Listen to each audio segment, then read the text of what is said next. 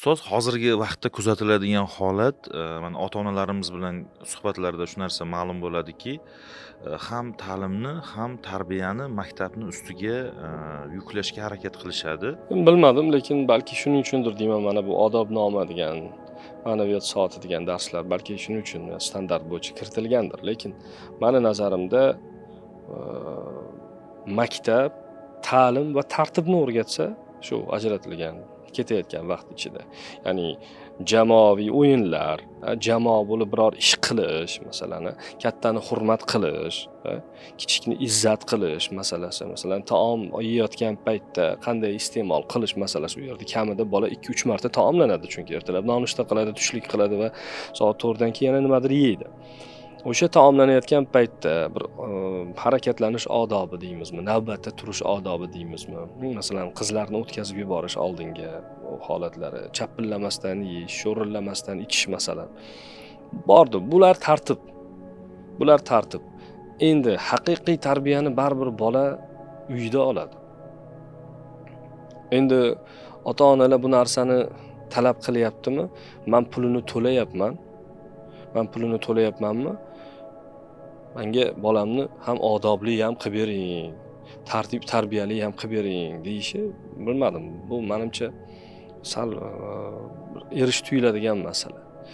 Endi ota-onadan ko'proq namuna olgani afzal emasmi bola? Ya'ni ota-ona o'zi ko'proq tarbiya topishi haqida gap ketyapti-da bu yerda. Chunki agar maktab uni ham ta'limini rivojlantirib, ham uni tartibli, tarbiyali ham qiladigan bo'lsa, o'rtada muammo kelib chiqmaydimi yani? To'g'ri. Ota-onaning roli, masalasi bu yerda. Albatta, buni faqat maktabini pulini to'lash bilan bitmaydi-da ish. To'g'ri aytasiz. Eng asosiy hozirgi vaqtda aytiladigan so'z bu ota-onalarning o'zini mana shu hozir tarbiyadagi mas'ulligi haqida, ularning namuna bo'la olishligi haqida gapiryapmiz-ku. Shu namuna bo'la oladigan darajadagi ishlar, amallar va ko'p masalalarda muammolar borligi seziladi.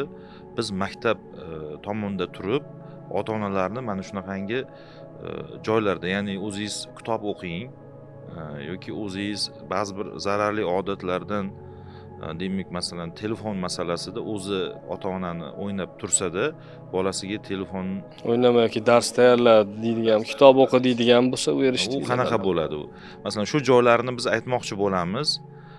Ota-onalar ham bizga nimadirlar aytadi, baribir ularning ham so'zlari bor, fikrlari bor va bu yerda nima masala ko'tarilyapti? Biz ota-onalarni qaysidir jihatlarda ayblagandekmiz, ular esa bizani qaysidir jihatlarda ayblagandek, lekin yutqizgan avlod paydo bo'lyapti-da bu yerda.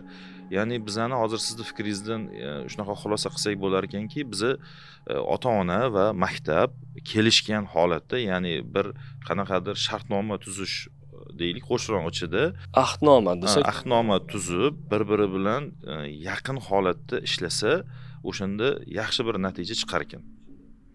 Shunaqa deb tushunsak, demak to'g'riroq bo'lar ekan.